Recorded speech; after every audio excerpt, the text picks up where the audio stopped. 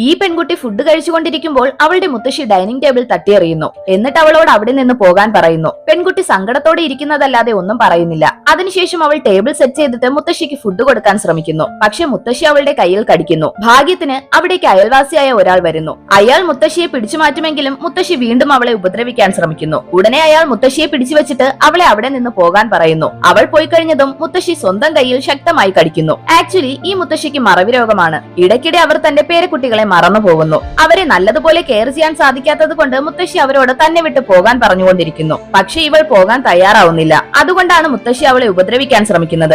അവസാനം മുത്തശ്ശിക്ക് അവരെ നോക്കാൻ കഴിയില്ലെന്ന് മനസ്സിലാക്കിയ ഇവൾ തന്റെ അനിയത്തിയെ ഡോക്ടേഴ്സായ കുട്ടികളില്ലാത്ത കപ്പിളിന് ദത്ത് കൊടുക്കുന്നു. അതിനുശേഷം വീട്ടിലേക്ക് വന്നതും മുത്തശ്ശി അവളോട് വീണ്ടും പ്രശ്നമുണ്ടാക്കുന്നു. അങ്ങനെ അയൽക്കാർ മുത്തശ്ശിയെ വൃദ്ധസദനത്തിലാക്കാൻ തീരുമാനിക്കുന്നു. അനിയത്തിയെ ദത്തെടുത്തവർ തന്നെ അവളെയും ദത്തെടുക്കുന്നു. അവിടെ അവൾക്ക് ഒരു കുറവും ഉണ്ടായിരുന്നില്ല. നല്ല ഫുഡും ടോയ്സും സ്വന്തമായി റൂമും ഉണ്ട്. പക്ഷെ അവൾക്ക് സന്തോഷിക്കാൻ കഴിയുന്നില്ല. അവൾ മുത്തശ്ശിയുടെ ഫോട്ടോ നോക്കി വിഷമിച്ചിരിക്കുന്നു. അവൾക്ക് മുത്തശ്ശിയെ മറക്കാൻ സാധിക്കുന്നില്ല. അടുത്ത ദിവസം തന്നെ അവൾ മുത്തശ്ശിയെ കാണാൻ വരുന്നു. അവൾ മുത്തശ്ശിയെ വിളിക്കുമ്പോൾ അവർ അവളെ തിരിഞ്ഞു നോക്കുന്നു. പക്ഷെ ഇത്തവണ അവളെ ഉപദ്രവിക്കുന്നില്ല.